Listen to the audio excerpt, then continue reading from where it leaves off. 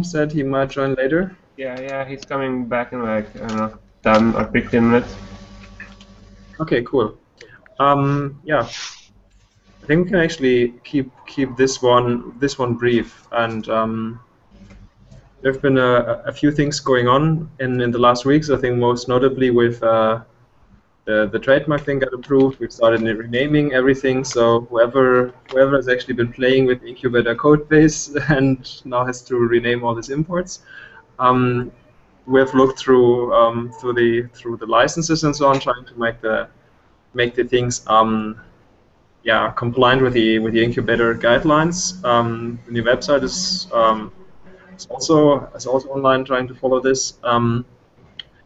And we actually have figured out that in order to go further, to go on with the trademark registration, we need to do a release. That seems to be the consensus I got from the discussions on the mailing list. So I guess we should just do one with the current state plus a few critical bug fixes in the near future. And if I understood correctly, it's going to take some time the first time you do a release to go through all the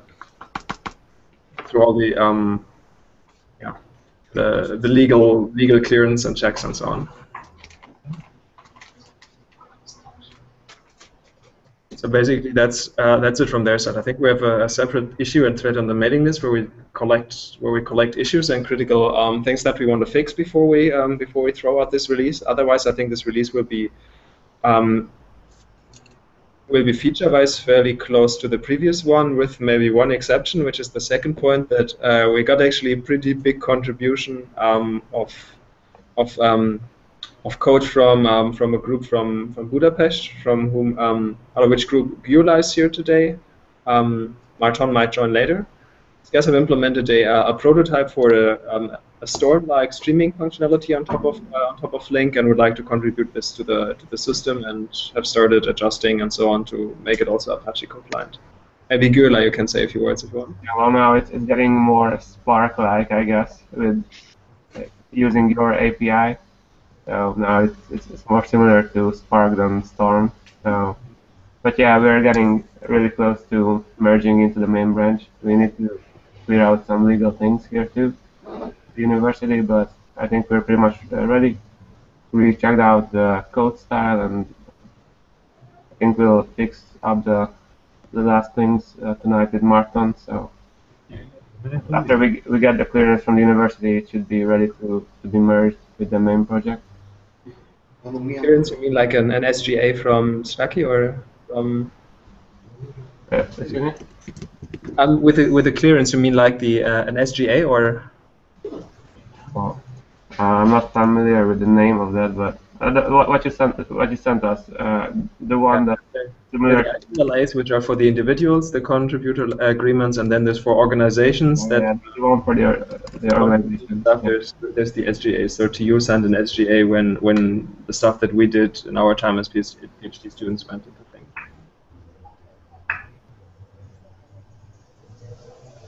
Yeah, the individual ones are already filled out, so we're just waiting for the university to reply with the organizational clearance, and then it should be done. So this is Andrew here. You guys hear me? Yeah. So a question about, like, I like the streaming thing going in, but I just realized it. So does the university need like a corporate kind of CLA to file against Apache, or does the university allow the individual basically as individual working on the project, or does the university want to kind of basically sponsor you guys working on it before? How does it the history of the project started before? Just want to make sure we clear all the stuff before the legal Apache start asking us stuff. If university did sponsor the work, we may need the university rep to sign some kind of CCLA or corporate license agreement to Apache, saying like, I'm okay with the guys working on it before. It's not hard. It's just like there's ICLA, which is individual license agreement, and there's kind of group, which is, they call it corporate CLA. How did it work for TU? I think for TU we had this SGA that TU signed. Is that Henry? different? We had both. I confused a few things there. It was that one that I forwarded to the guys in Budapest. Okay. Ah, loose video. What happened? So I think that the TU actually also signed the CCLA. Oh, so they did both, like SJ and CCLA, or only CCLA? I have to check. So in the end, the Apache Legal told us that I think only one of them was important, so we only sent one. But we had both signed internally. It's not a big issue. So at least for us, it was they were very happy to sign it. Okay. Fair enough. So let me actually look for the CCLA you said, yeah. There should be some. Ah, there's something as well. Okay, is that like a PDF version? No. Okay, so it's I guess it's that one here you're talking about, no? Uh-huh. Okay.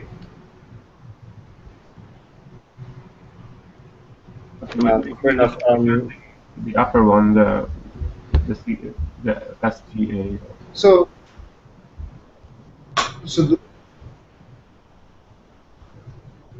to be on the safe side, it would be better to get signatures for both, and then we see what we need. Okay. Okay. Fair enough. If that is okay, you live, you can. Yeah. Yeah. I will try to do that. A little bit messy here, sending this paper to the right person, but yeah, we'll try that too. Okay, cool. Thanks a lot. I think those were the two most important things that I had in mind: the renaming and heading towards the first incubator release, and then the big contribution about the streaming code. So from what I distilled from the mailing list, the code is first going to go to add-ons as a where we have a lot of stuff like support for HBase and so on that is new and is still evolving, and probably will have breaking APIs quite a bit or so in the early stages before we move it out of the add-ons project to merge it with the core. That was the idea.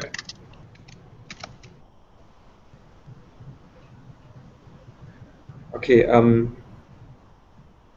that's it from. I guess that's the point I had in mind. As anybody else, some points that he wants to share or questions, major issues. I have a minor question regarding the API. You mentioned that you're trying to like rebuild the iteration API to resemble the Spark's iterations. So, could you please send me an example how that would look like? Because we looked at some Spark code and it didn't have any fancy iteration API. So. Yeah. No. Actually, if you think about it like this, Spark does not have iterations in its core, right? The only thing is if you kind of write a for loop in your program, it really runs this program and throws out computation for each time you go through the loop into the cluster, right? Yeah. It's this it's kind of interactive kind of mode that they have. Okay. So from with the actually you can do something like this in Flink as well. You can just write a loop and then it will just create a long plan that corresponds to if you wish a flattened or rolled out loop. You can do that. It's not quite as efficient right now because we don't do a good job in this lazy incremental deployment of steps in the program. We're trying to improve this in the future. And it's a bit different because the system doesn't see that there's like a loop, so it cannot do this, let's say, stateful caching kind of tricks that it does if it knows that there's a loop. So I think actually that if that these two can actually coexist, you can do loops by writing them as for loops in the program, and also or using a special loop kind of construct. That should work. Yeah, because we were just thinking how we should implement iterative jobs for streaming, and for us, this for loop style of implementation would not work because we don't have a predefined number of iterations. So we would need to use the iterate API. Okay. Yeah.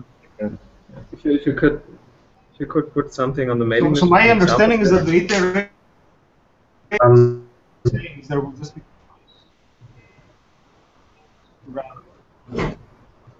I'm sorry, Kostas, I'm not hearing you.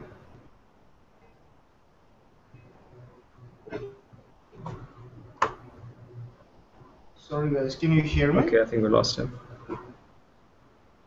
Yeah, Kostas? I can hear you.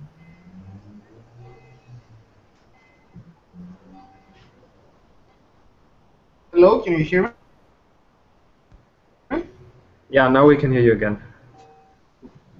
It says that my computer is slow, so let's continue.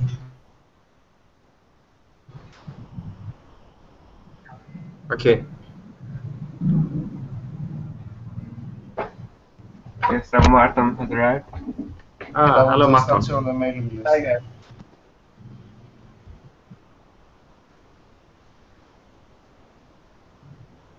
Okay. Okay. That's fine. Anybody else has issues that he wants to? Yeah, questions that they want to ask. Henrik. So I think Costas or Robert said something about for 06 they wanted to commit that to fix the Afro serializations to Cairo.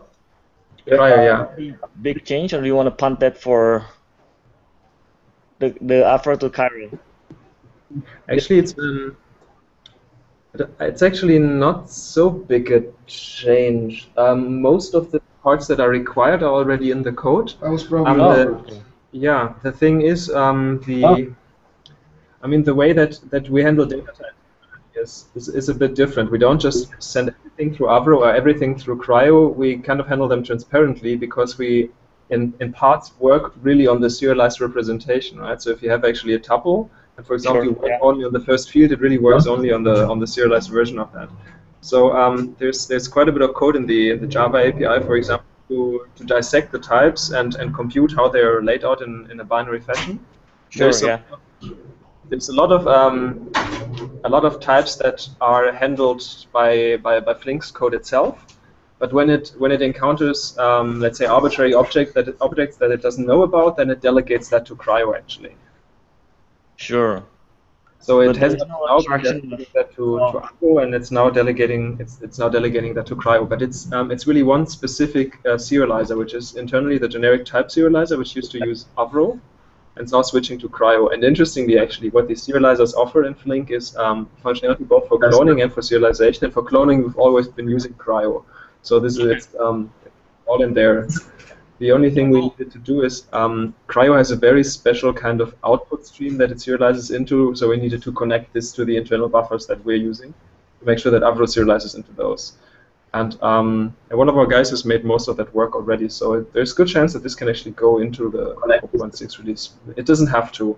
We just thought it would be nice because Avro is fairly limited with collection types that it supports, where Cryo supports much more. And we've actually seen that people are trying to use this. For example, just use an array list within a tuple or so, and Avro is tending to have trouble with that if the array list, let's say, is the top level object, whereas Cryo is just fine with it.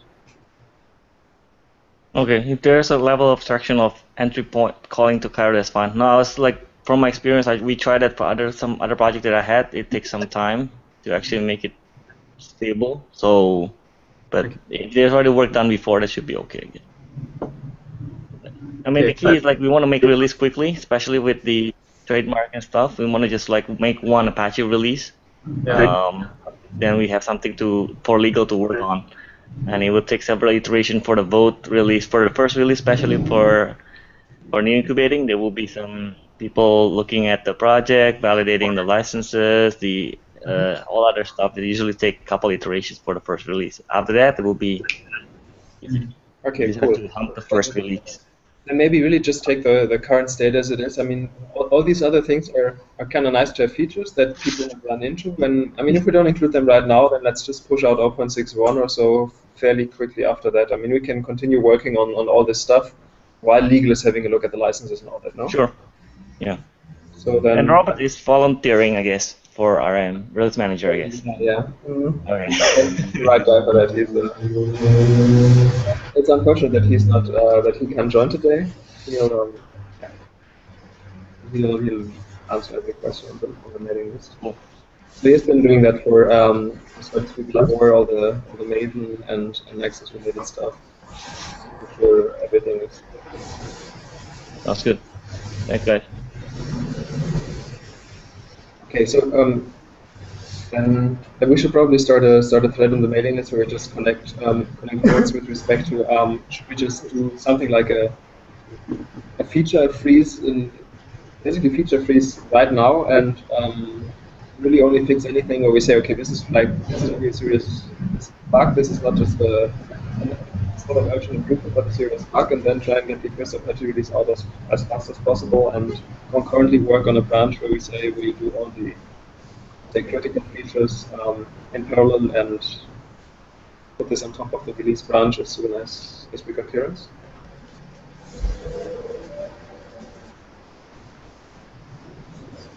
That might actually mean that we do the streaming code also onto this, let's say, 0.61 branch as well. But that would have to be one more release. Yeah, I guess. Yeah.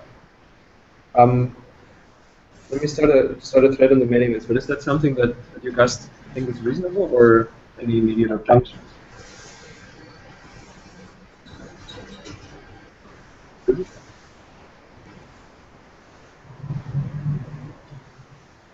I mean the work and all this stuff that is, let's say, 0.61 or so or 0.7 can continue immediately, and I guess we'll have two different main branches then in the repository. One where we only fix, let's say, licenses and legal requirements. The other where we develop all the features, and then we just rebase that one on top of the, let's say, legally fixed branch, and move from there after the release. I think it makes a lot of sense because otherwise he would have two major efforts. One during the first release, which is for and to having the whole streaming code, merge them, and the features.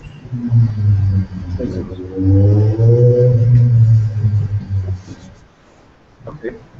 So let's start a thread to collect consensus as well.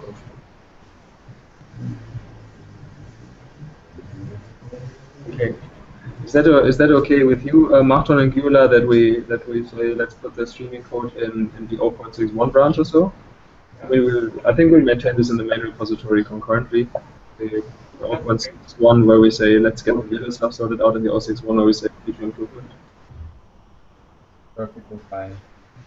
Okay. So because all our stuff is in 0.61 as well, yes.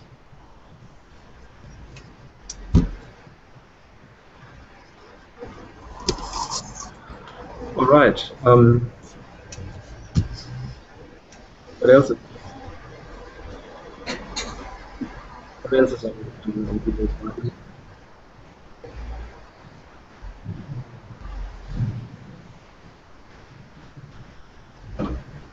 Yes, from our side, those are the most important things. Everything else is something very specific and on the mailing list, anyways. So if nobody else has questions, then I think we can wrap this up actually. Okay, fine. Henry, are you still there?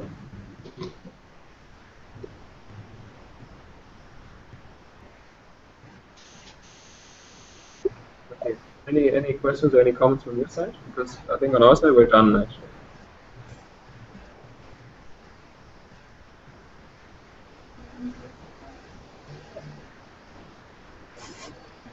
Okay. I'll talk to you in 2 weeks again or so.